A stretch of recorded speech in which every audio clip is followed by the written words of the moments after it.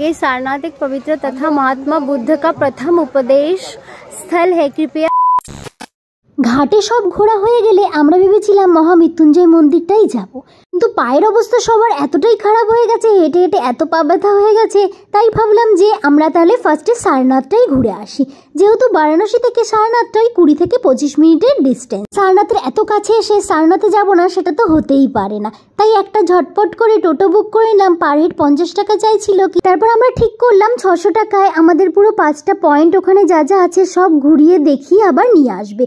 এখান থেকে কিন্তু বাসও যায়, চাইলে বাসে করেও তোমরা যেতে পারো। ফার্স্টেই আমাদের লিস্টে ছিল কম্বোডিয়ান মোনাস্ট্রি। এটা খুবই সুন্দর আর খুব ছোট্ট একটা মোনাস্ট্রি। 2005 সালে বুদ্ধিস্ট ট্রাস্টের দ্বারা বানানো হয়েছিল। দু সাইডে এত সুন্দর করে ফুল গাছ লাগানো আছে, দেখতে বেশ ভালো লাগছিল। ভেতরে খুব সুন্দর আলাদা আলাদা গৌতম বুদ্ধের মূর্তি আছে।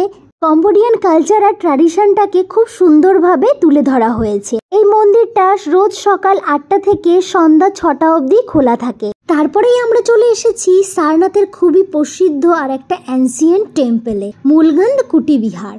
মন্দিরে প্রবেশ করার সঙ্গে সঙ্গে যেটা আমার চোখে পড়লো, এখানে গৌতম বুদ্ধের অনেক সুন্দর সুন্দর মূর্তি আর বাণী দিয়ে পুরো মন্দিরটাকে সাজানো হয়েছে। শ্রীলঙ্কার অঙ্গারিকা ধর্মপাল 1931 সালে এই মন্দিরটি নির্মাণ করেছিলেন। মন্দিরের ভেতরেই ঢুকে দেখলাম খুব সুন্দর একটা গৌতম বুদ্ধের সোনার মূর্তি রয়েছে, আর মন্দিরের ওয়ালে খুব সুন্দর সুন্দর পেন্টিং করা আছে। তারপরেই আমরা সোজা চলে এলাম সেই ফেমাস জায়গায় যেটার কথা এতদিন শুধু বইতেই পড়েছি। হ্যাঁ, আমি গৌতম বুদ্ধর ফার্স্ট সারমন বা ধর্মচক্র প্রবর্তনের কথাই বলছি। এটাই সেই জায়গা যেখানে ভগবান বুদ্ধ প্রথম তার 5 শিষ্যদের জ্ঞানের উপদেশ দিয়েছিলেন। এখানে সেই গৌতম বুদ্ধ আর তার 5 শিষ্যকে মূর্তির মাধ্যমেই তুলে ধরা হয়েছে। খুব বড় আর সুন্দর একটা ঘন্টা দেখতে পেলাম, যেটা জার্মানি থেকেই আনা হয়েছে। একটা বোধি ট্রি দেখতে পেলাম, যেটা কিনা শ্রীলঙ্কার বোধি ট্রি থেকে এনে লাগানো হয়েছে। জায়গাটা খুবই সুন্দর আর খুবই শান্ত একটা পরিবেশ, গেলেই মনটা যেন ভালো হয়ে যায়। এখানে আমরা তিব্বতী ট্র্যাডিশন বেয়ার হুইলস দেখলাম, তাই আমরা বেশি দেরি না করে বেয়ার হুইলসটা কিন্তু একটু ঘুরিয়ে নিলাম। প্রতিটা হুইলসে আলাদা আলাদা ধরনের প্রার্থনা লেখা আছে। ওরা বিশ্বাস করে যদি এগুলোকে ঘোরানো হয় তাহলে এই প্রার্থনাগুলো চারিদিকে ছড়িয়ে যাবে। এতক্ষণ হেঁটে হেঁটে কষ্ট হয়ে গেছে, তাই আমি আর না পেরে ওখানেই বসে পড়লাম। আমাদের টিকিট নিয়েছিল 25 টাকা করে, আর যদি তোমরা মিউজিয়াম ঘুরে দেখতে চাও তার জন্য 5 টাকা পে করতে হবে।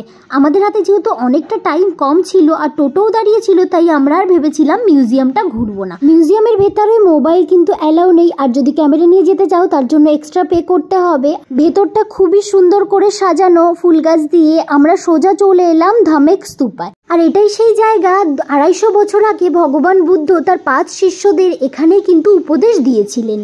কলিঙ্গ যুদ্ধের পরে সম্রাট অশোক বৌদ্ধ ধর্ম গ্রহণ করেছিলেন। তারপর তিনি 11,000 স্তূপা বানিয়েছিলেন, তার মধ্যে এইটাই হলো সব থেকে বড় স্তূপা। আর এই ধামেক স্তূপার হাইট 103 ফিট। এই ধামেক স্তূপা ভেতর থেকে পুরো সলিড, আর ভেতরে যাওয়ার কিন্তু কোনো রাস্তা নেই। এত বছর হয়ে গেছে তবুও জায়গাটা যে এতটা সুন্দর আর এত ভালো করে মেনটেন করে রেখেছে, মানে বোঝাই যাবে না দেখলে যে এটা এত বছরের পুরনো। খুবই সুন্দর আর মনোরম একটা শান্ত পরিবেশ। আমরা তো গিয়েছিলাম দুপুরবেলা, কিন্তু তোমরা যদি যাও কখনো চেষ্টা করবে বিকালের দিকে যাওয়ার, তাহলে রোদটা পড়বে না আর খুব ভালোভাবে তোমরা ঘুরতে পারবে। ধামেক স্তূপা থেকে বেরিয়ে আমরা সোজা চলে এলাম অশোকান পিলারের এখানে। এই অশোকান পিলারের উপরেই আমাদের ন্যাশনাল এমব্লেমটা ছিল। সেই ন্যাশনাল এমব্লেমটা এখন এখানকার মিউজিয়ামে রাখা আছে। এখানে মিউজিয়ামে গেলে তোমরা ওটা দেখতে পারবে। আমরা যেহেতু মিউজিয়ামে যাইনি তাই আমাদের আর দেখা হয়নি। তারপর আমরা এলাম সারনাথের যে মেন মন্দিরটা যেখানে ছিল সেখানে, মূলগন্ধ কুটি বিহার। সারনাথে মোটামুটি ঘোরা কমপ্লিট হয়ে গিয়েছে, আর যেগুলো ছিল ওগুলো গেলে অনেকটাই দেরি হয়ে যাবে, তাই আমরা যাইনি। রাস্তায় আসতে আসতে জাপানিজ টেম্পল পড়েছিল, এটাও খুবই সুন্দর একটা মন্দির। তারপর আমরা সোজা চলে এলাম বারাণসী থেকে 3 কিলোমিটার দূরে মহামৃত্যুঞ্জয় মন্দিরে। বাবার দর্শন করে আমরা সোজা চলে এলাম সেই আশ্চর্য কূপের, ধন্বন্তরী কূপ। আর সবাই বিশ্বাস করে এই কূপের জল নাকি 45 দিন টানা খেলে পেটের সমস্যা ঠিক হয়ে যায়। তাই আমরাও কিন্তু বেশি দেরি না করে এই আশ্চর্য কূপের জল গ্রহণ করতে চলে এসেছি। এখানে এসে জানতে পারলাম ভগবান ধন্বন্তরী অনেক বছর এখানে সাধনা আর তপস্যা করেছিলেন। তারপর তিনি এখান থেকে চলে যাওয়ার আগে তার নানান রকমের জড়িবুটি এই কূপের জলে মিশিয়ে দিয়েছিলেন। তারপর থেকেই এই কূপের জল এক ধরনের ওষুধের কাজ করে। আমরা তো বাড়ির জন্য জল নিয়েও এসেছি, আর তোমরা যদি কখনো বারাণসীতে যাও এই মন্দির কিন্তু একদমই মিস করো না। তো এটাই ছিল আজকের মতো আমাদের লাস্ট মন্দির ঘোরা। এরপরে আমরা সোজা কিন্তু রুমের দিকেই যাব। এখন থেকেই আমরা এখানে বসে আছি। এখানে অ্যাকচুয়ালি জ্যাম হয়েছে।